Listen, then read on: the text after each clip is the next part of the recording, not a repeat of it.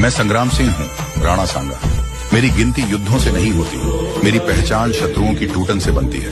जब मालवा में मेदिनी राय और महमूद के बीच सत्ता की आग जल रही थी, मेदिनी ने मुझे पुकारा और मैं आया।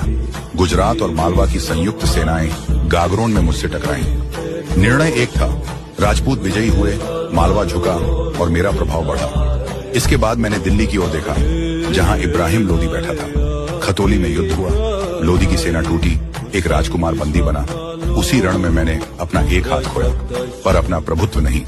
धौलपुर में लोदी ने फिर प्रयास किया, पर परिणाम वही रहा, पराजय।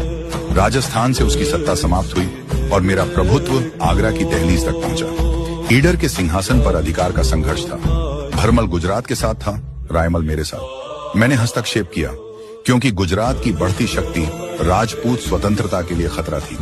मेरी सहायता से रायमल विजयी हुआ और ईडर लौटा अपने स्वामी के पास। फिर मैं गुजरात पर चढ़ा। 40,000 राजपूत मेरे ध्वज के नीचे थे। मारवाड़, वागड़ और मेड़ता मेरे सहयोगी बने। निजाम खान पराजित हुआ। मैं अहमदाबाद के निकट पहुंचा। उत्तरी गुजरात मेरे अधिकार में आया और वहां मेरे सामंत स्थापित हुए। इसी समय बाबर ने भारत में प्रवेश किया। दिल्ली बदली, पर मेरा लक्ष्य नहीं। पृथ्वीराज चौहान के बाद पहली बार मैंने राजपूतों को एक ध्वज के नीचे संगठित किया और आगरा की ओर बढ़ा। बयाना में मुगल पराजित हुए। गागरोन में मालवा का महमूद खिलजी मेरे सामने झुका। वह बंदी बना और विशाल क्षेत्र मेरे अधिकार में आया। मैं इतिहास में इसलिए नहीं हूं कि मेरा शरीर अजेय था। मैं इतिहास में इसलिए हूं क्योंकि घायल होकर भी मैंने सत्ता को चुनौती दी और उत्तर भारत की राजनीति मेरे आगे झुकी।